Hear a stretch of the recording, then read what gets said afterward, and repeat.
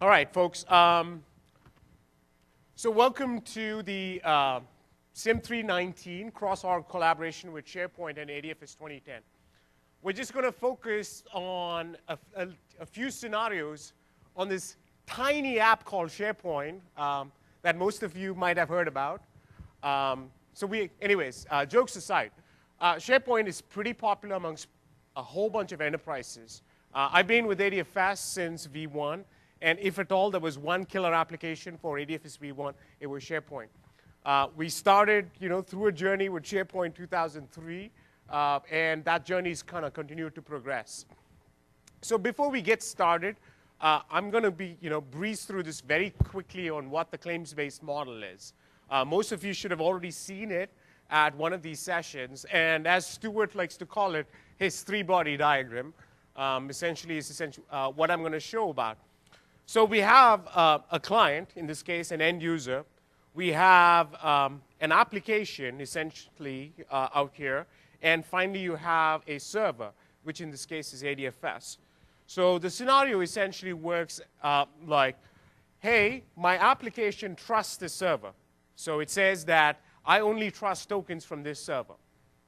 And we configure a bunch of rules when we establish that trust. So when the end user accesses this application, they get some policy, they go authenticate to the server, get some claims in a token. A token is nothing but a set of claims, and finally supply that claims back to the application. This is the core model with which we've been advocating claims-based identity, which is an abstraction mechanism for applications so that you can externalize your authentication and hopefully one day externalize authorization as well and focus your application on providing value to your business logic. That's the core.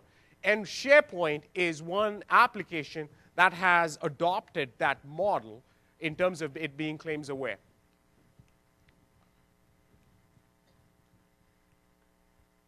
All right. So what are the various ADFS 2.0 scenarios? Before I jump into the SharePoint, ADFS is more than about SharePoint. So what does it essentially provide? Now, you may have a whole series of applications in your enterprise. ADFS provides you web single sign-on to all these applications. Some of those applications may be internal-facing. Some of those applications may be external-facing. And most of these applications are claims-aware using Windows Identity Foundation. Or in some cases, you can also retrofit the claims model into Windows integrated applications as well. So I'd be happy to answer any questions around that later. Now, beyond that, one of the key drivers in the industry today is about externalization of IT. So people care about moving a bunch of their contextual functions into cloud SaaS providers. Hey, I want to move my payroll up to the cloud. I need to connect up to that. A lot of these providers start with, hey, you get a separate account with a different password, and you have to go manage those. I actually did walk into a company, and I always thought it was urban legend here. I did walk into a company, and I said, hey, how many passwords do you guys have? And the guy said 17. And I'm like, wow, that's crazy. At Microsoft, in some ways we are a bit lucky, but that is ridiculous in terms of the number of passwords that I have to maintain. With these SaaS providers, we see more and more demand for saying, hey, I've got my Active Directory within my enterprise. I want to use that. It's essentially to connect to my SaaS provider. It could be Salesforce, for example, or it could be a whole bunch of these SaaS providers. Finally, ADFS also is about, I might have a set of resources that I need to provide to either partner organizations, or I'm also an enterprise that has some aspects of B2C as well. I need to kind of extend my resources and provide access to these external identities. The problem today is if I have to manage those identities, I have to think about my password, and password resets are one of the most expensive operations in IT today in terms of identity management. So how do I get rid of it? Federation is one answer for that. Now let's jump into SharePoint 2007. Now, Now, it started where SharePoint essentially is a model where you got like the SharePoint web application and a series of backend services that could also reach out into databases in the backend. Now, SharePoint 2007 did have support for Windows integrated membership providers as well as web single sign-on with ADFS v1, for example. It did have that. Now, in addition, in terms of accessing its backend, it was based on roles, anonymous access, or trusted subsystems. You wrote apps which had special privileges. And finally, at the back end, essentially, if I had to access a database, it had to be based on Windows identities using integrated auth. Now, with SharePoint 2010, a whole bunch has changed. The core model of SharePoint has moved away from being siloed into it being focused on being abstracted away in terms of claims. Now, the claims framework that Microsoft provides is known as, anyone know? The developer framework? It's called, sorry? Yes, WIF. As you know, it's not WIF, it's WIF. It's Windows Identity Foundation, which is the core .NET framework that we provide for enabling claims. SharePoint embeds that and essentially becomes a STS on its own so that it can essentially receive a token and then issue tokens for all its backend services. Now, you authenticate to the front end, and it's all essentially based on claims-based identity.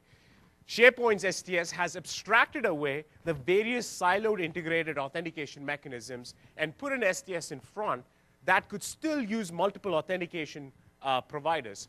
Now, one of the key challenges with SharePoint 2007 was when you had a web application, you had to choose of only one authentication provider. With SharePoint 2010, for a web application, you can combine authentication providers and mix and match based on your need. Now, the whole of the backend services in SharePoint actually now is based on claims. SharePoint has abstracted a claims programming model for services to essentially plug in and build so that they are aware of all these claims and can do their authorization based on these claims. Finally, we also have back-end databases essentially that are claims aware, where there is a mechanism where we translate claims back into NT tokens so that you can access databases that are protected with Windows integrated auth, for example. All right. Now, you may ask the question, OK, this is great, all right, but why ADFS with SharePoint 2010? Now, the key thing for that is essentially your organization might have multiple applications, so you might want to provide seamless single sign-on for that. In addition, ADFS also has the ability to source attributes from anywhere in your organization. We have an extensible model to actually be able to source these attributes and provide it to your applications. ADFS also becomes your hub, essentially, for managing your corporate relationships with other organizations. And that way, you have a central authority that manages these and validates these and runs through them. Now, in addition, ADFS acting as a hub can also provide access to consumer IDs. A lot of you might be struggling with that. Hey, I need to give access to X, but he doesn't have all this federation technology. They're like a small company. But I know that they have a Google a Gmail ID or a Live ID or a Facebook account, that I might be able to provision access. I'm going to actually demo this a little bit in terms of, and plus give you some pointers as to what to think about when you enable these scenarios in your enterprise. Finally, one of the key things about claims is that it provides you a lot of flexibility in terms of its authorization. Now, with ADFS, you can provide some level of role-based authorization over to your applications that are protected by ADFS. And one of the good things is that in some of your organizations, you might want to do this centrally so that you have good controls in terms of how things are done. And in some cases, it's not the case, because we see both centralized models as well as decentralized models. And if you guys have a question on that, that's a long-ended answer, so wait till the end of the session on that one. All right, we're going to get started on the demo. So let me give you, my demo is going to be, I'm going to start with having a vanilla SharePoint server. I haven't configured it. There's no web application. There's no website, nothing. I'm going to start it up. I'm going to create the web application. I'm going to make it trust ADFS and first show access with Active Directory users in Contoso. Right? Contoso is my company in the West Coast, and I'm going to provide access to employees in Contoso first. Then I progress from that and move on to saying, hey, OK, that's great. But now I just need to extend the access to my SharePoint over to partner organizations. And I'm going to show you where all I did was change ADFS, and I didn't have to reconfigure SharePoint or the application in any method. Then finally, I'm going to show you how to then integrate into consumer IDs into getting access into that SharePoint site as well, and potentially some things about registration, provisioning, deprovisioning in terms of access. I'll provide some insight into that. So let's get quickly started. I'm going to move on to my demo machine.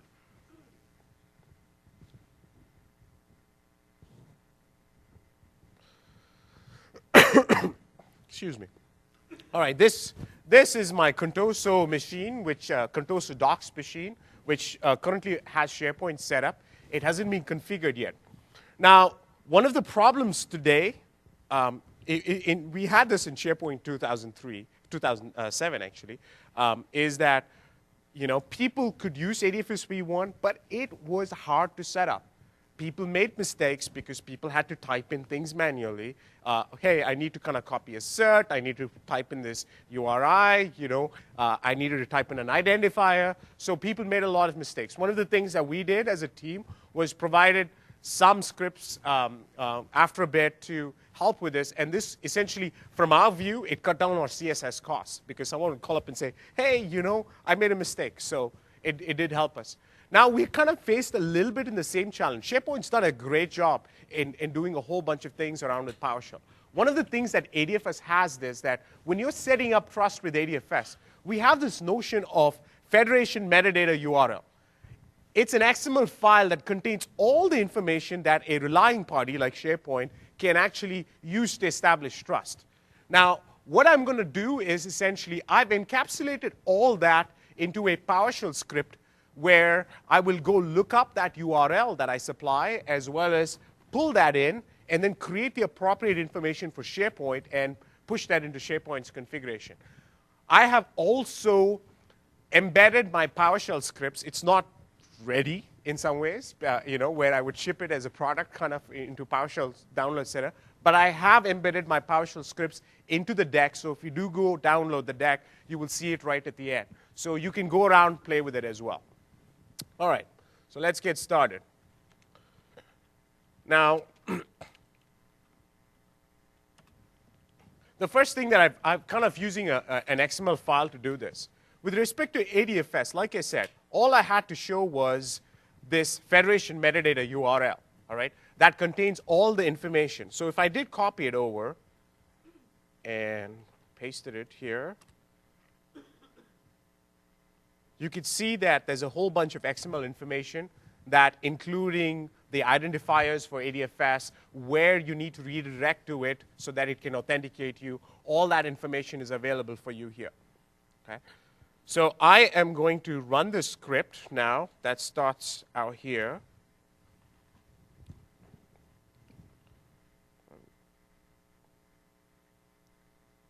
So you notice that I've just pulled in the ADFS token signing cert from all this information, because SharePoint will trust tokens only signed by this digital entity. So I do supply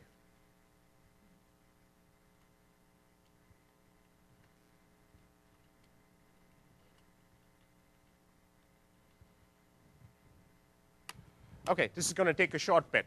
All right.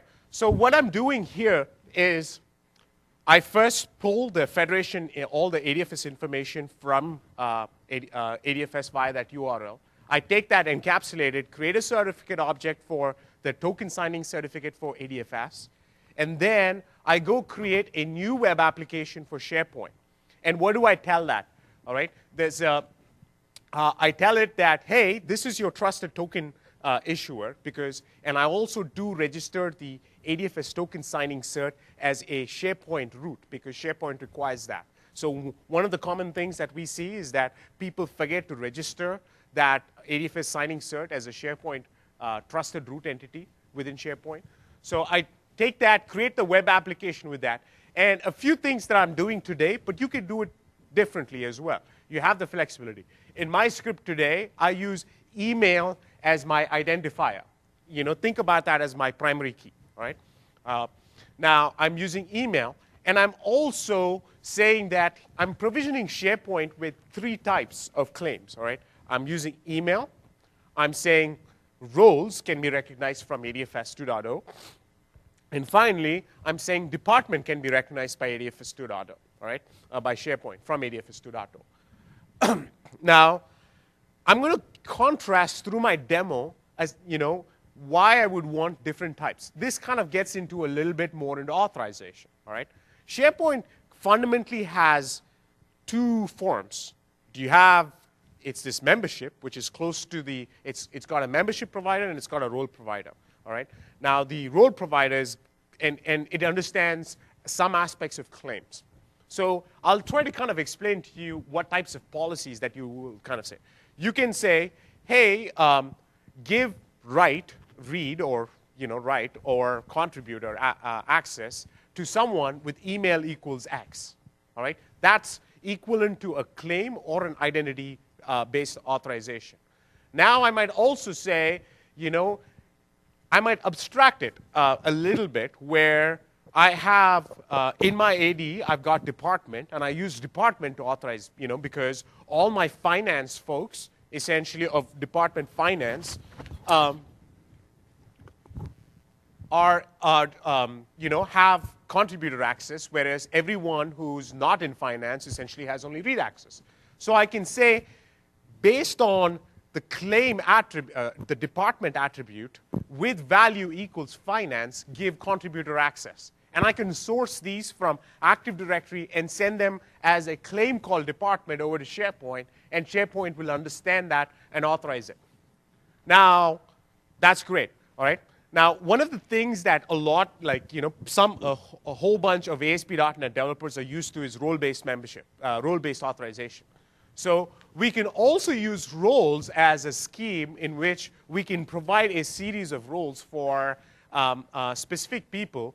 And what ADFS gives you is this abstraction aspect where it can transfer any type of information into a certain role, all right? Now, so we've already created the application. I'm not done yet. This is the place where I've just set up trust, where SharePoint trusts ADFS. But I have not ensured that ADFS trusts SharePoint to issue tokens to it yet. So I'm going to walk you through that step. Now, one another thing that the script does is actually it goes and generates an equivalent federation metadata for SharePoint.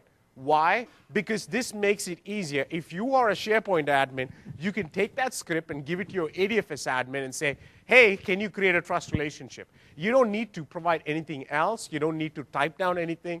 And you can provide all this and make this a little more error-free.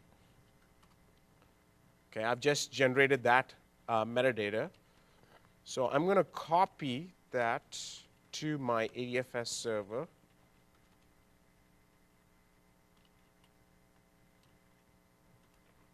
All right. So let's move to my ADFS machine. I have the ADFS snap in here. Now, I have got a couple of other applications. Ignore that for a second. Now, this is the portion where we say it's called a relying party trust. You'll see 2 things here, relying party trust and claims provider trust. Think of them this way. A relying party trust is what I issue tokens to. All right? I'm the token issuer.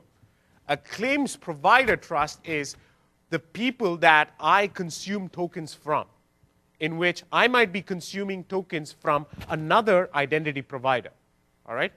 So keep that in mind as we walk through this. All right. So I start, and let me go back. Now, there are three ways in which I can actually create a trust relationship in ADFS. One is, I will show this later, but one is where we can just point to an ADFS federation metadata URL that's online, and we will be able to do that. Now, in addition, you can also import a federation metadata file that's been provided for you, or you can enter it manually. Today, I'm selecting the second option, which is on my C drive, I think. All right. So let me give that a name. All right. Now, a very quick thing. I'm not going to spend too much time. I'll try to dwell on this a little bit. There, as we issue tokens in a relying party, because we issue tokens to applications, right? There's always a stage. We've got two stages that you need to be aware of. In ADFS, you have the flexibility to say who is authorized to even get a token, all right? And then you've got the token issuance rules that says what values goes into that token. So right now, we're going to say permit all to get a token to make it a little simpler. And we're not done yet, all right? We finished setting up the trust relationship. But by default, a trust relationship has no rules associated with it. Now, what are these rules? These rules say what values go into your token when I am sending a token into SharePoint. So if I want to send my email, or I want to send some roles, I want to send my department claim, all these essentially go into these rules. Now, I'm going to start with the most simple thing that says, hey, I'm going to send email for my 80 users. And ADFS has a few attribute stores. I'll get to that at my next break. So I'm going to source email from my directory and send it out as an email claim. And that's it. I'm done. All right? I've set that up. And now I go back,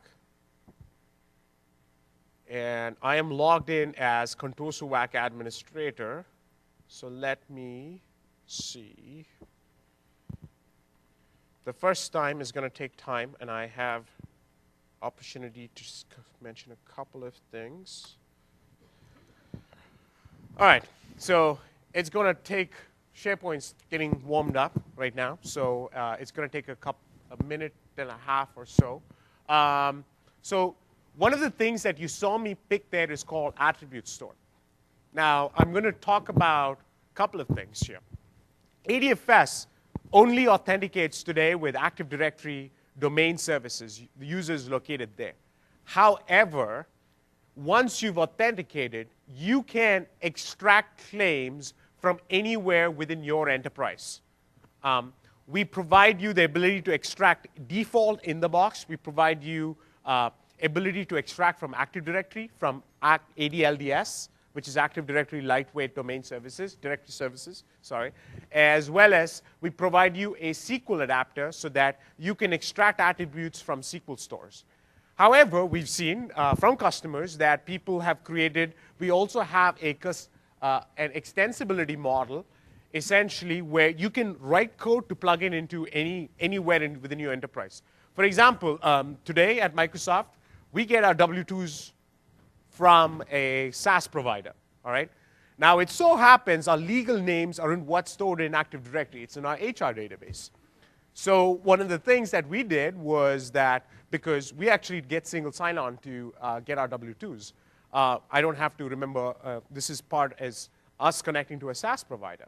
Now, one of the key things is that what we did there was essentially wrote a custom attribute store to hook up into our HR database and pull our legal names out of there and then send them as tokens. So that just kind of gives you a view to saying you've got a lot of flexibility and power in terms of generating the right data for your applications within ADFS. I can take one question. Any questions? Everyone's thinking about getting a beer already? Oh, I can take my badge out. That's easier. All right, so we're through. Now, you might ask, why did Contoso administrator kind of get access to this site? In that script that I had, what I did was essentially said the owner of the site was anyone with the email administrator@contoso.com as issued by ADFS. And since I was logged in as the administrator account, you saw me have a rule that extracted the email and then sent through that. All right, I gave, the administrator has full control. So I'm just going to look at my site permissions. As you can see, right now I've got full control. Hold your question about what those things mean there when you see io5.t, sts.contoso.com. But before I do that, we also did provide a script to provision users. So right now, let me see. All right, so we actually have a couple of users. We've got Kobe and we've got Kevin. And Kobe has read access into my enterprise, my SharePoint site, and Kevin has full control. So we can also provision by this script.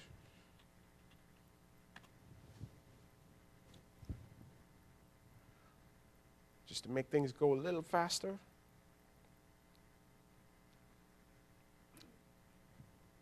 All right, let me hit refresh. There you go. I see Kobe and Kevin essentially added as, with read and full control access. All right, so now let's try to kind of log in with Kevin. So I've got Kevin here.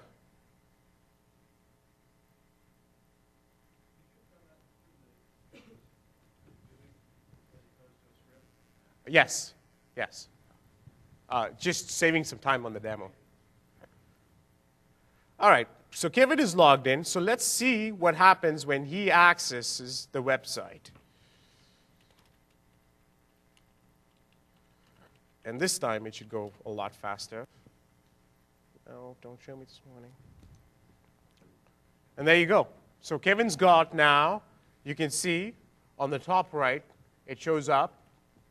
And he's got full access with site permissions out there. So let's log out Kevin for a second, or let's make sure we just add a document. Okay?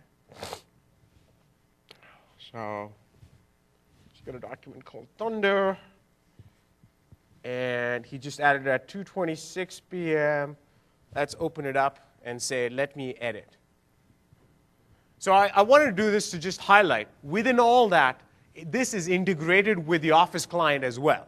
All right? So with this whole notion of claim-space authentication, it's pretty much integrated with the Office client and provides access, especially with Office 2010. There are a few gotchas in Office 2007 that you need to be aware of. You need to apply some QFEs to kind of make this work. All right? All right? Wow, this works.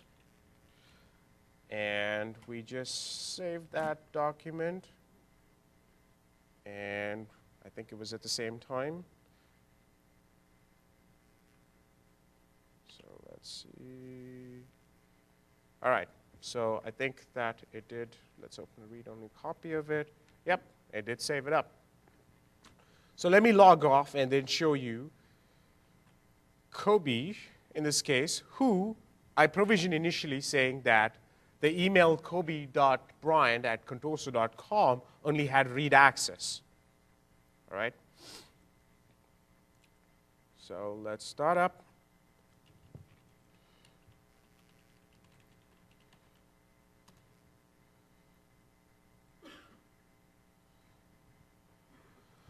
There you go. So you don't see, the add a new document. Kobe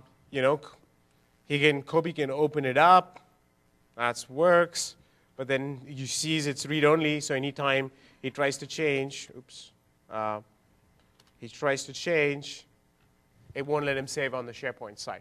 So this is one form in which you can separate out. Yeah, I've used email as the way in which we kind of provide access to folks. Now, one of the problems here is that it can get a little hard if I had to enumerate everyone in my organization and provide access to them. So that's this notion of abstraction. And we already have this abstraction today in an Active Directory world. We've got security groups, all right? You provision a resource with a security group, and then you add people in, you remove people out. Essentially is what we have today. Now, why can't we do something very similar?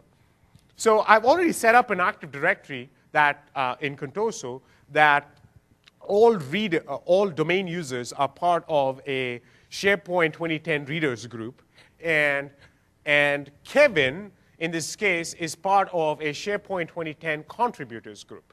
All right?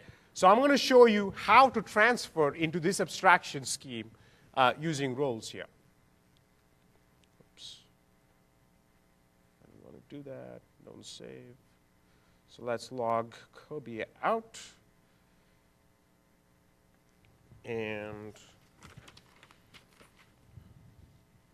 so before I do that, let me go and delete these two just to make sure. I'm going to delete these two out. And I will also go back into my STS. Before I do that. So this is where I'm going to show you how to do this via UI. I had requested from out there. Now, what I'm going to do is essentially provide read access to a role, all right, that is provided by ADFS. Now, my ADFS server is called sts.contoso.com. So I'm going to say, OK, it's a role from this, and it's going to have its values called spdocs_readers. Okay? Let's add that and say that we're going to give that role, anyone having a role claim, essentially with value spdocs_readers get read access. That's great. Now, similarly, I'm going to also say anyone with role spdocs contributors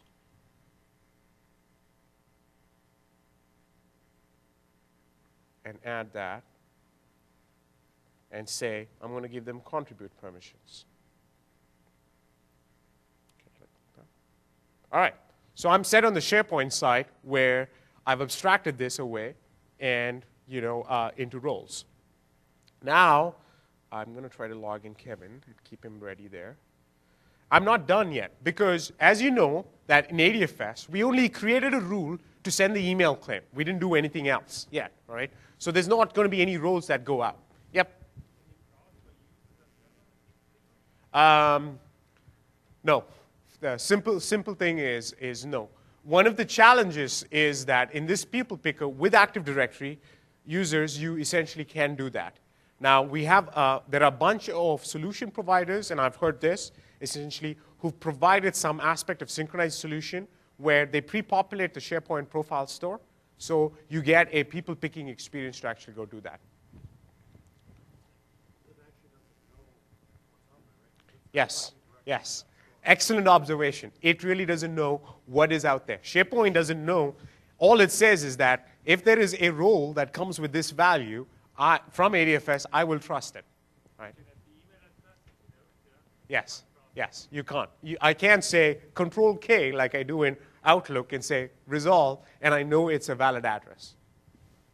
But there are ways to get around it. We can chat about that. Okay. So going back to my ADFS server, what I'm going to do is essentially, hey, I've added email, so let me add a few more things. I'm going to say send group membership because I talked about these security groups that I use to partition in my organization. Most people are used to having security groups. They already have provisioning, deprovisioning methodologies, and they're well-trained to go do this. So how can I use these security groups to partition my access in this claims-based world? So what I do is I'm going to say transform SG group SP readers. Okay, I need to learn how to spell or type. To role spdocs_readers. This is just the name, by the way. Just good, good practice, put good names into your rules. When we've had to debug certain issues, it was painful because this gives you the intent of what you were trying to do, and that's helped out in the past. All right, I already have the group set up. So I'm just going to say SP readers. I resolved it. I said, if you are going to be authenticated with that group membership, I would like to issue a role claim, and I pick the role claim with the values here.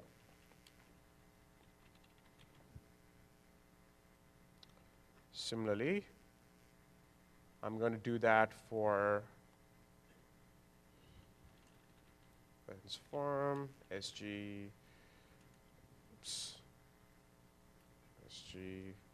contributors to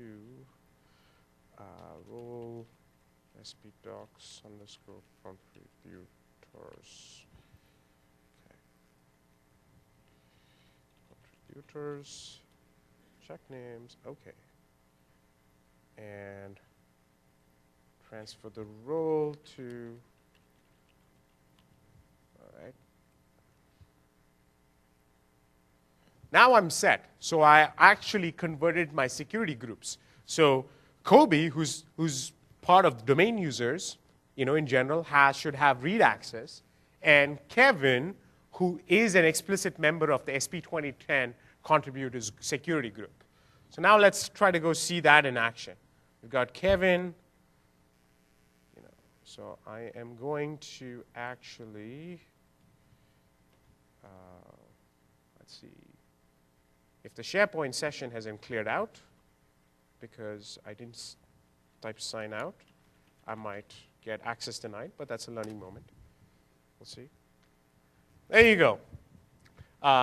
So interesting factoid here is that the session ticket for that SharePoint had is still valid, and that did not contain these new rules that I just put in. Now, if I still clicked in as sign in as a different user, now I am refreshing my ticket and getting my new token from ADFS, which had these new roles that were populated, and finally I get back the access. Now, one thing to note is that initially Kevin had full control access, but now he only has contributor access, and you can see that. He doesn't have user side permissions or anything around that. All right, so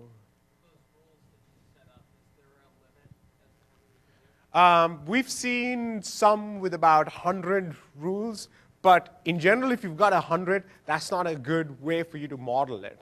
So you have to, in general, if you see anything more than about 20, then there's something wrong in how you model your data, right? So you need to abstract it into an attribute store or something around that.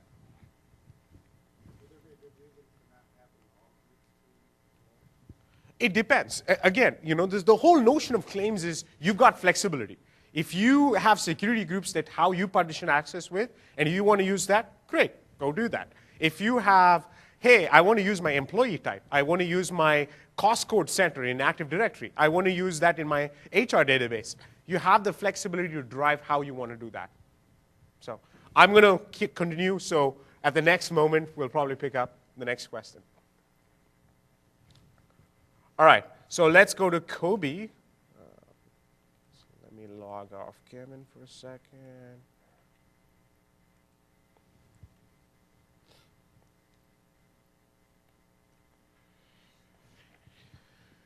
And same thing here.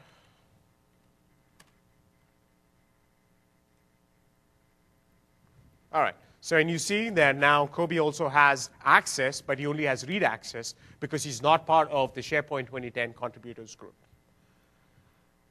Okay, before we do that, I'm going to do one trick which is useful for later on is that I want to show you something. Now, as I said, right, relying parties are claims that are applications that we issue claims to. Claims providers are entities that we consume claims from. Now, there's a special claims provider in ADFS, and that's called Active Directory. Because when we think about it, you're logging in with an Active Directory. And Active Directory is giving us a set of claims, all right? And we're using those claims, like, for example, a group SID, because it's part of your NT access token. We're using that to translate data into roles or other values. We know what your Windows account name is by virtue of that. So we have this special notion of an Active Directory that's by default available. And if you notice, you can't necessarily disable or delete it. That's special. It is required. Right? Now, one thing you can do is that you can edit the rules within that. What you're saying is that right now, when we authenticate, we say pass through all these things. We pass through Windows account name that is generated when you when you authenticate. We pass through your primary SID information. We pass through all your group SID information. These are claims in an NT token world. These are claims in some ways. Primary SID is a claim. Group SIDs are claims. So we do that.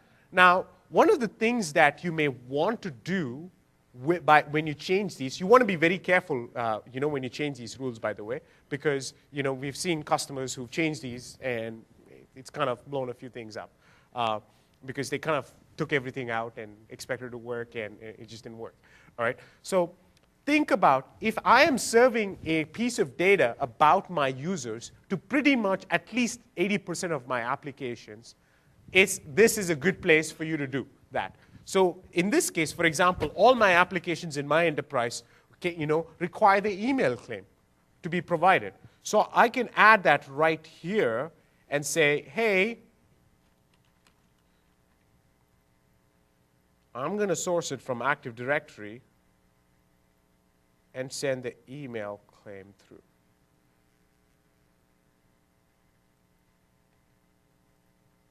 And this way, all I had to do in my relying party for SharePoint is that I know that there is an email claim coming. I'm going to delete this rule and just say pass through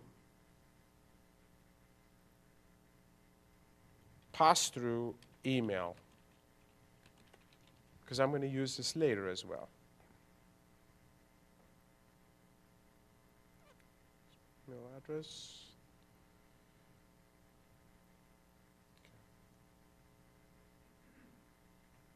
All right. So that's one way you think about normalizing certain things for your organization. All right. So I'm got one question. We had one question there. Yeah, when you're in the SharePoint site, and you don't know the users, doesn't that make it real difficult then when you want to find out why a user doesn't have access to an area? Someone did ask me earlier about how do I diagnose certain things. I'll get to that in the end if I do have time. There's certain correlation IDs. There's a blog by Steve Peshka who talks about certain things. Because, for example, if I didn't send an email claim to SharePoint, it would fail. It'll give me a correlation ID, and that's pretty standard. That's one way to detect. But I'll also show another way if you have control of ADFS a little bit. So I'll show you another way to actually go do that as well. Okay, that concludes our demo 1, where we've now shown access by using email as well as, so just to recap, I'm going to go back to the deck for a second. So we had the configuration with Kobe and Kevin. So just to go through the flow, I went to SharePoint, and then SharePoint said, unauthorized, get me a token from Contoso STS. I authenticated using my credentials, and then I got a token for SP Docs, and finally, I got the token and got access to SharePoint. Now, I'm going to skip through these and just go through the rules here. So where I showed you, when I look at the CP rules, think about it as like a pipeline, all right?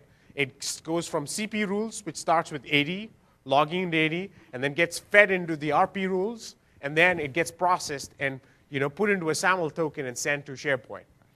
So I said pass-through email, transform my security group of SP readers to a role of SP docs _ readers. Similarly, transform my security group of SP contributors to do that. And I finally this is kind of where I am. A few things is that in terms of learning, again, think about how much you can abstract certain things. It provides you the right level of flexibility when you are authorizing specific resources. Do pay attention to that, because if you do a great job initially, you will probably, find yourself in a much more flexible place where with changing business needs and different types of level of access, you will be geared to actually provide that level of access. Oops. Okay. Now, where possible, try, if you got your trust relationship on your setup wrong, you probably made a typo. Do go look at the trust scripts, the PowerShell scripts. You can always, these are all public scripts in some ways. So you can go take a look at that and say, hey, I will kind of make my appropriate script if I am dealing with setting up trust. It does have a sense of repeatability that you will essentially, reduce your number of errors. Now, in terms of rule learning, I showed you sending 80 attributes as claims, like email was one case. And I also did show you how, I can convert one type of a claim type into another claim type with a different value as well. All right, let's move on to the next demo. Now, this is all great. Now we've got Fabricam, a company. It so happens that in my business world today, I've got to now collaborate with another organization. We've all got to work together on a bunch of documents, and SharePoint is a great collaboration platform for that. So that I can create workspaces and make sure I provide access to these workspaces for certain members in the organization, for example. All right? So that it works great. So we've got Fabricam, a company on the East Coast now, all right, and got two, and for our demo, we're going to take two users called LeBron and Ray. As you probably noticed, I'm a big basketball fan. So I'm going to show you where we set up a trust relationship between these two systems to be able to interact with each other. And when I walk through, like when they access, typically I'll kind of walk through it and then recap in this case. Okay, let's move on to the next part of the demo. So I'm going to my Fabricam ADFS server. So let me show you the users. So we've got LeBron James, and he happens to be, I'm going to be using their departments to actually drive authorization. And that's a key learning from this part of the demo. All right. So he is essentially part of the Heat department. All right. And similarly, we've got Ray, who's part of the Celtics department. All right. Now, the way I'm going to do this is that anyone who belongs to the department Heat gets gets read access to my SharePoint. Anyone who belongs to the department Celtics gets contributor access to my SharePoint. All right, I'm going to show you how that gets set up. All right, let's go quickly. Oops, I don't need that. I have already set up the part on the relying party trust. This has been up, so I can, let me just show you the rules very quickly. Is that all I did when I set up the trust to where Fabricam set up the trust to say, hey, I will issue tokens to you, Contoso, all right? And I said, as part of our business agreement, I am sending you my email claim and my department claim because I manage that in my Active Directory. It's like when people move over, I essentially take care of handling that, right? I've already set that up. Now we go back to say, how do I set up trust where Contoso now trusts the tokens coming from Fabricam? So in this case, it's a claims provider trust. Because why? Claims provider trusts are when you consume tokens from an external entity. All right? So I'm going to add a new claims provider trust. And the cool thing is that when we've got ADFS token on both sides, we do this federation metadata thing. We publish that federation metadata, and all I have to type in here, instead of a whole bunch of information, is essentially say, let me give that DNS name of my system. Let's hope it works. Okay, it did work. And I'm going to say Fabricam employee. For those of you setting up ADFS, by default, this is what will be provided when a user kind of goes through home realm discovery. We'll get to that in a second. Okay? I'm not going to create any rules yet. All right? I want to explain a concept here first. As part of accepting tokens, we always have two stages. Okay? When we're going through an application. When we are accepting from a claims provider, we've got acceptance rules, and we're issuing to an application, we've got issuance rules. So you always have to have acceptance rules when you're setting up claims provider trust. And in this case, I already have set some rules up. So let's go back. And so let me, in the interest of time, I'm going to set up the rules. And so I've already set it up. Now what I've done is that in this acceptance rules is where, think about organizational level access. It's not an application level access. All right? This is a business agreement with Fabricam that says that there are two forms of access. People, department equals heat has one form of access, and department equals Celtics has another form of access. All right? So what I've done is that I first abstracted and said, I'm not going to jump into thinking about my applications. This is about my organization. All right? And I'm going to just convert the appropriate rules based on my business language that was established when I set up trust and said, I am going to convert anyone with department equals heat to I've concocted this thing called B2B partner level equals level 1. Similarly, anyone with department equals Celtics, or Celtics, essentially I will, say department B2B partner level equals level 2. And I also sent the email address and said, okay, email address is my, normalized view, all right? That all my claims providers are providing email address, so I'm going to send it through, so I'm going to pass through. Now, the interesting thing about what I've done here is that I've made sure Fabricam only sends me email addresses that end with the suffix @fabricam.com. They can't assert for anyone any other email addresses because they don't. Now, if it so happens they had a merger and acquisition, we'll figure it out. We'll add one more rule that says woodward.com, essentially. All right? Okay. Now I haven't modified my SharePoint rules yet because right now SharePoint is expecting roles equals SPDocs readers or role equals SPDocs contributors. There's nothing in there that says, I can change my level 1 and level 2 into SPDoc roles and readers and contributors. So I'm going to convert some rules here for that. And let's take a very quick look. Okay. Now, you can see that I've created the rule where I'm converting.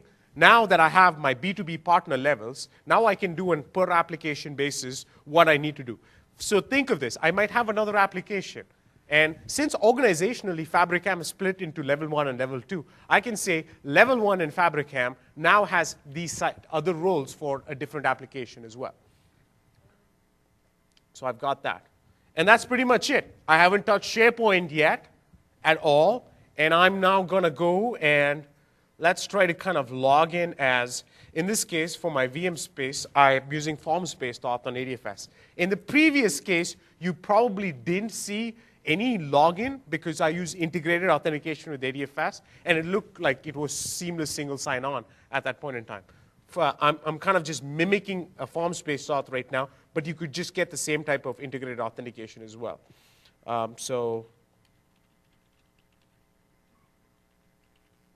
Okay.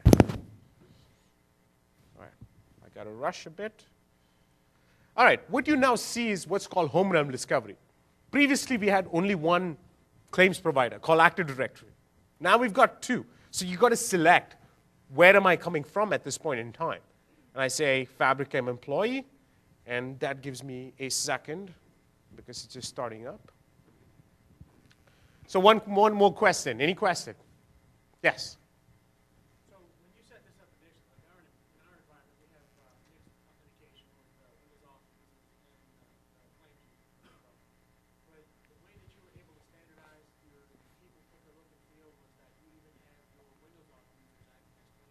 Yes, yes.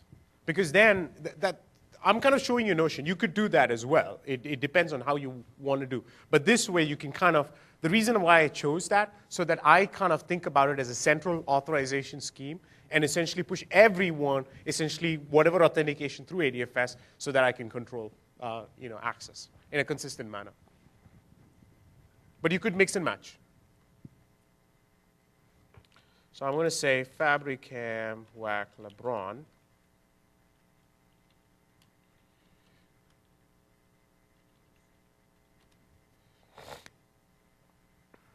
All right, and that's it. So I just logged in LeBron with his Fabricam credentials into my SharePoint site, and I gave him read access. Now, if I try to log in with Ray,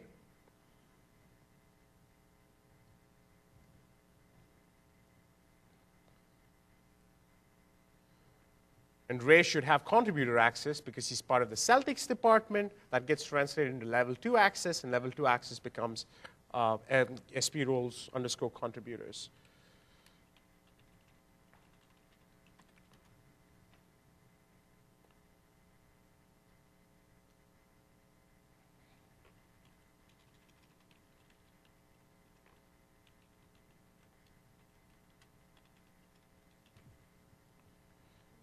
There you go. You see an add document, which implies that Ray is a contributor at this point in time. All right, that concludes my second demo. I'm going to kind of rush into my third, which is an interesting place for sure. And, this is, you can, essentially it's the flow. But the key thing to remember is there's this notion called home number discovery that we provide. All right? You have to choose where you're from at that point in time because there's ambiguity out there. Go ahead. Sorry? The internal users, you can fake the internal users, and I'll explain that in the end. Swing by and chat with me. Okay. We continued where Fabricam sent issue, email, and department. And the claims provider rules, essentially where we're accepting that from Fabricam, it said pass through email only with suffix fabricam.com, transfer department equals heat into B2B partner level equals level 1, and department Celtics to B2B partner level equals level 2. Finally, we added that, a transform rules for those two, essentially, and now I have access to that. We talked about setting up partner trusts. We've talked about a couple of things in which, in a conceptual way, focus on normalizing these organizational level rules. It will make your life simpler. And we talked about converting claims. Now, consumer identities. That's kind of, it's a growing question. A lot of people have these federation technologies. They don't, but you got to move them, and you need to provide access to certain people who don't have federated technology access. So how do you do that today? Now, one of the key challenges is that one of the key things that I want to point out and be very clear is that you in your organization, you have to choose what type of resources are you willing to give consumer identities for. Within your enterprises, it's a closed system, all right? You get to control, it's hire fire, or it's protected by business policies. Now, with consumer, it's not the same, all right? Now, so I'm going to show you a few techniques to be able to kind of help out with this. So let me jump straight to the demo. All right? I am going to use how many of you know what Azure Access Control Service is? All right, think about it as an STS up in the cloud, all right? The one cool thing about Azure Access Control Service is that it provides a entry point into a whole bunch of consumer identities. And I can actually use that, and I'll show you how simple that is. All right, let's go. So I've already created my subscription, which took me about 10 minutes, by the way.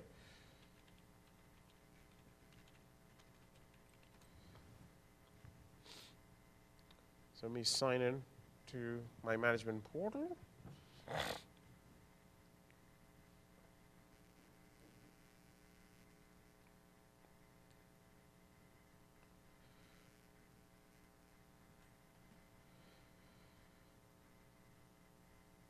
Okay, so on the left side, there's a service bus and access control. I click there, and I go to the access control section, and I've already created my own space. Think about having your own space in this Azure.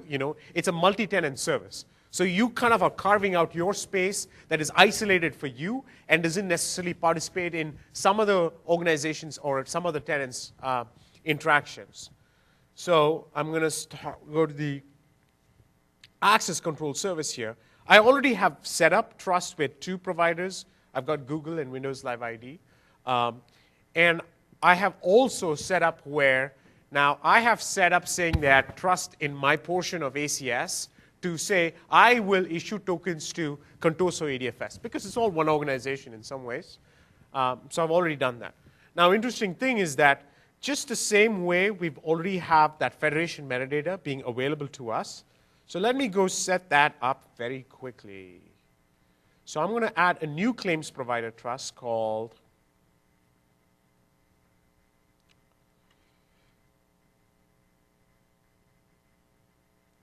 Consumer ID.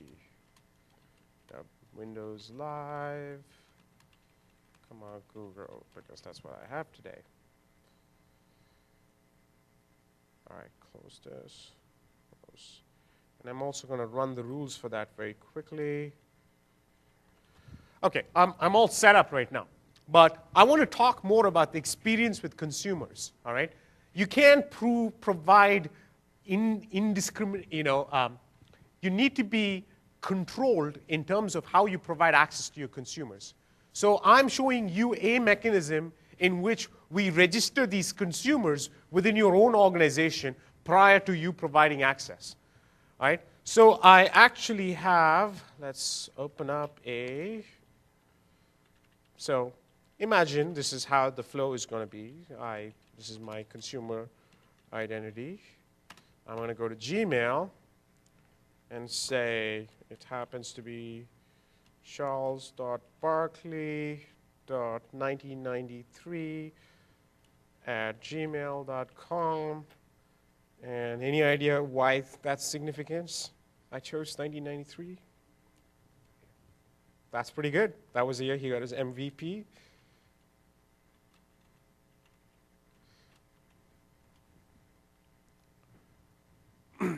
All right.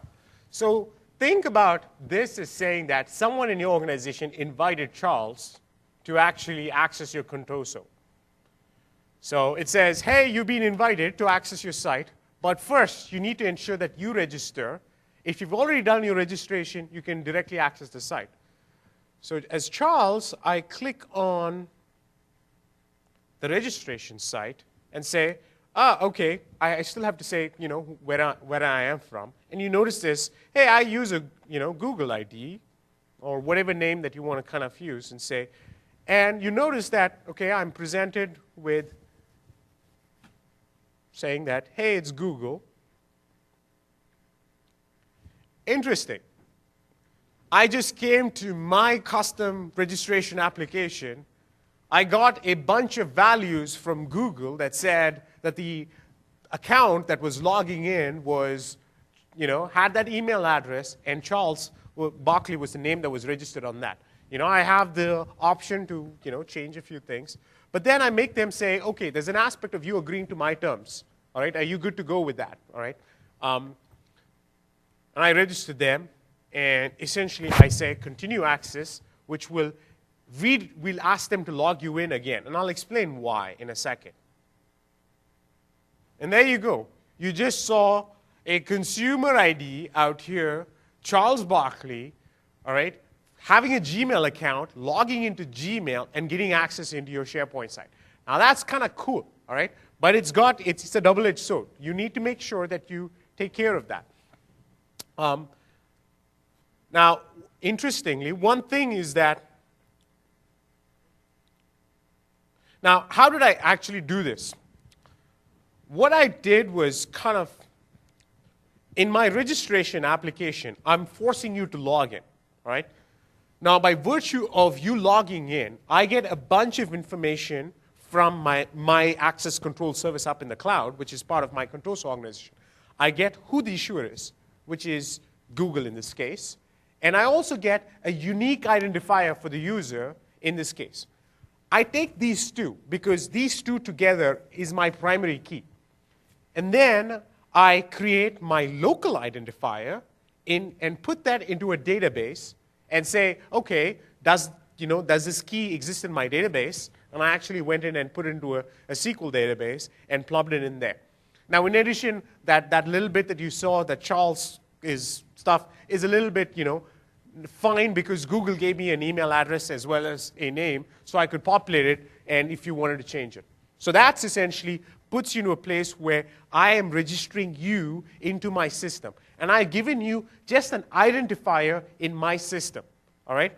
Now, why did I want to do as an identifier? Because let's say tomorrow, Charles got his Gmail hacked because he gave his password somewhere, all right?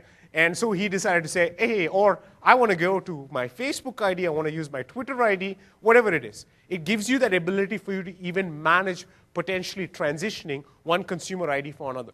One key reason why people think a lot about consumer IDs is about alumni or employees essentially who've retired employees, saying that these are people who have consumer IDs, but they still need access to some of your enterprise resources. How are you going to manage? Are you going to be managing your own accounts? How much is your, if you're a large organization, that's a sufficient number of IDs to kind of deal with. Now, so that's the model. And I've also what I've done is also provide a simple application to provision these. Now, this is a pretty simple app, right? But it gives you that ability to really think about, I'm logged in as Contoso administrator. Oops, that shouldn't have happened. I've got persisted cookies, so.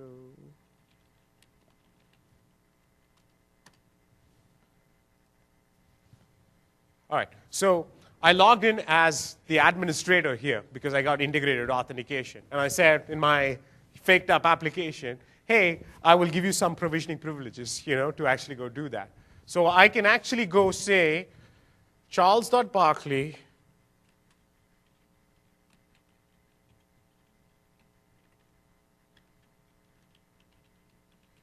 and I want to provide Charles with contributor access. I've successfully provisioned my role. So let's try to log in with Charles again.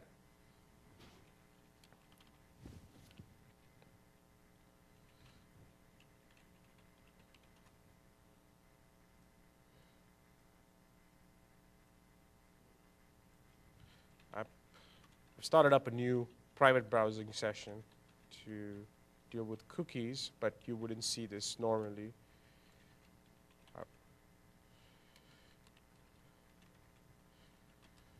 Oops.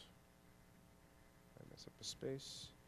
Charles.barkley at Gmail.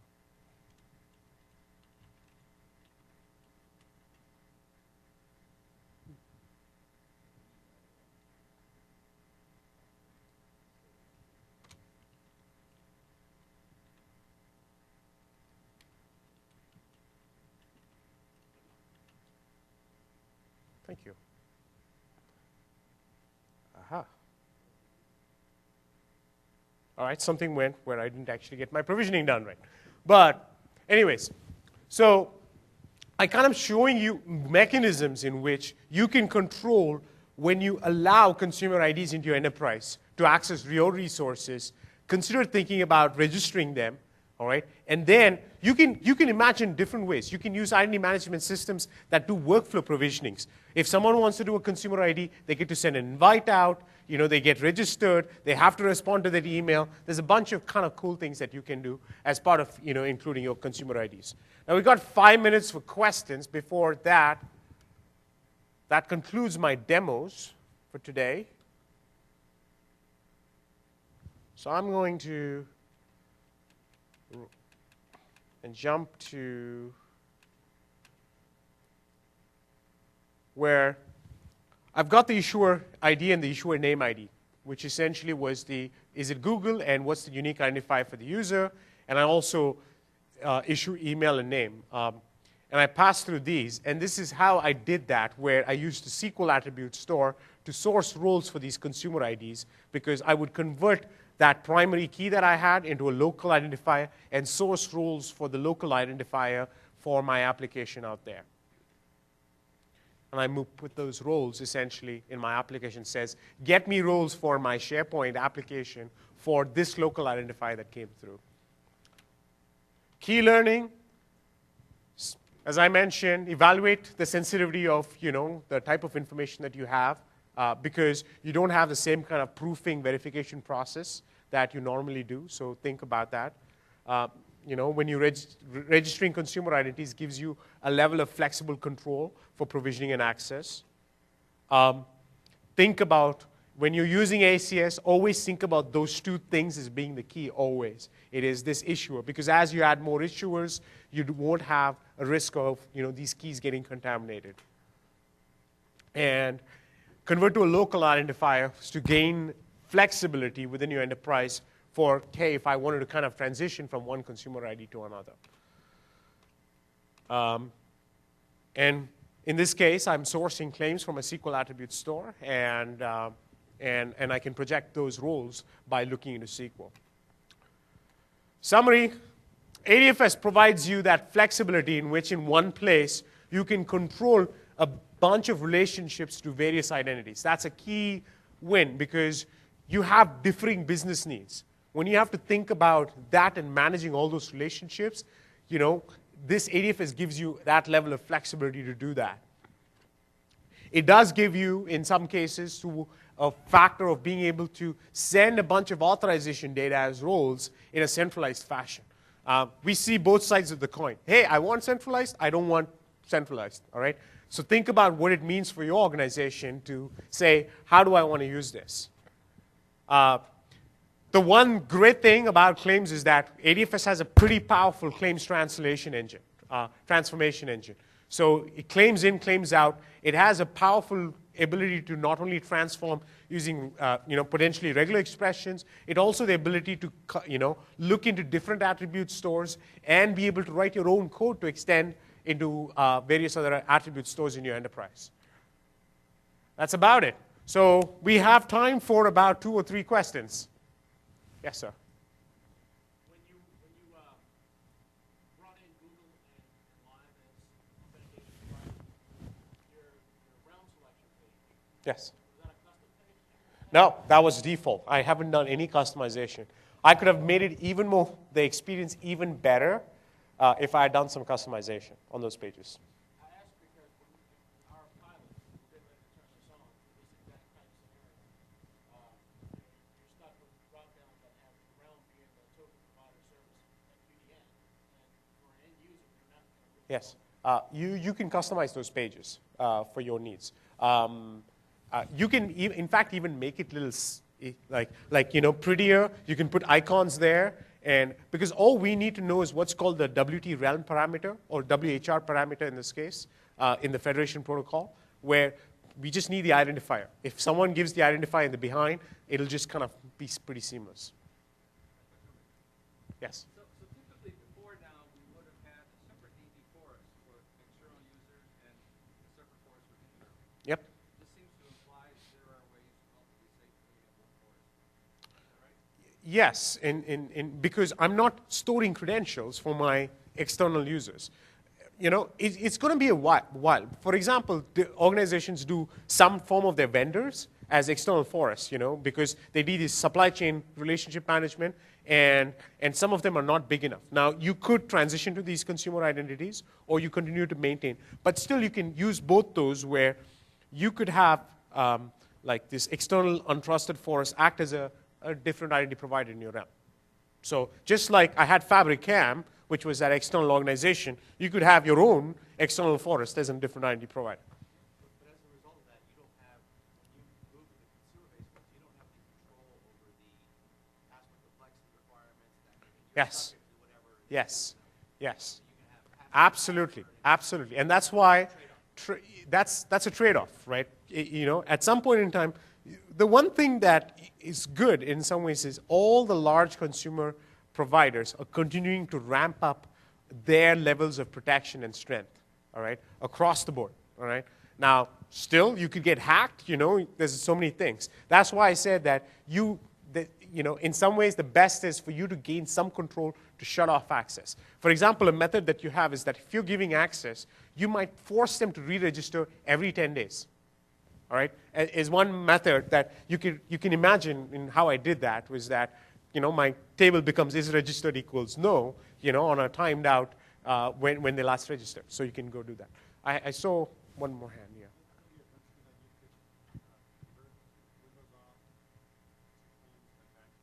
Yes. If you're hosting an application in Azure itself, that's not going to work because you don't have a realm. If you were having an application in your enterprise because it's close to AD, you need AD nearby with Windows Integrated Auth, right? So if that's the case, all we need is an UPN in the token, and there is something called a claims to entity token service in Windows Identity Foundation, which will take that UPN and then create a new access token for that UPN for this particular application using S4U to self.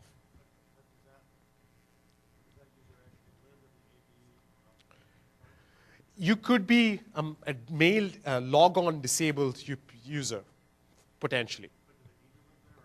In this case, they do. In ADFS V1, we had a system where they didn't, but we didn't carry that over in V2. I saw one more here there before. Yes? The people picker issue is that when you're thinking about a federated user, right? When I'm typing that email address, I want a validation, it's like when I have a control K. When I said control K, it actually resolves that name to an object which is part of my gal, right?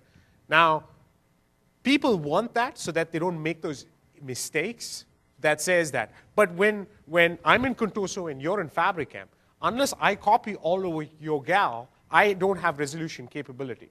Now, it's possible that you might provide an interface for me, all right, that says convert email to something, all right?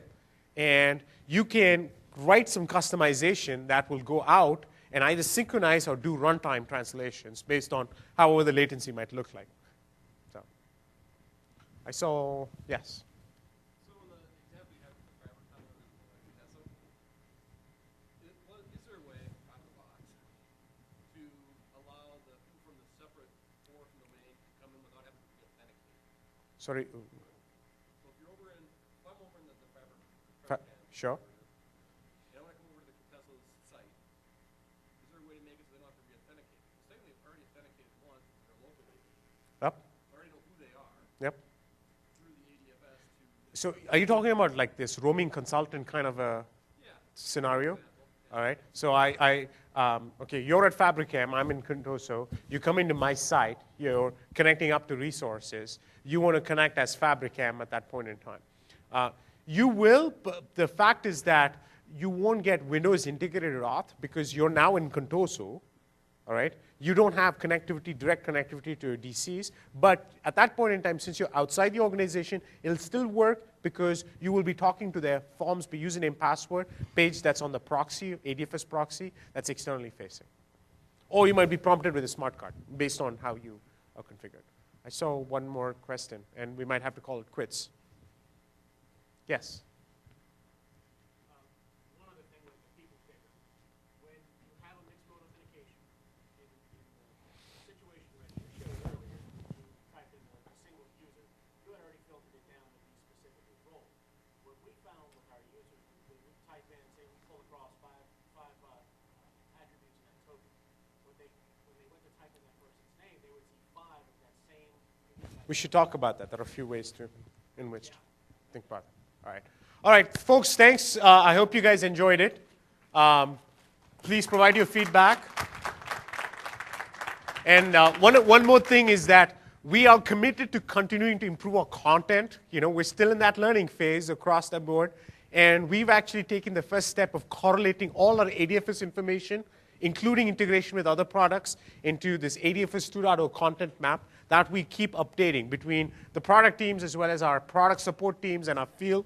We're continuing to gather more and more information. We have some good guides of interop, good guides on extending ADFS, good guides with integrating with UAG for proxy solutions. There are a few things out there, so feel free to go take a look at it, and troubleshooting issues as well. So you had me a question, so I'll swing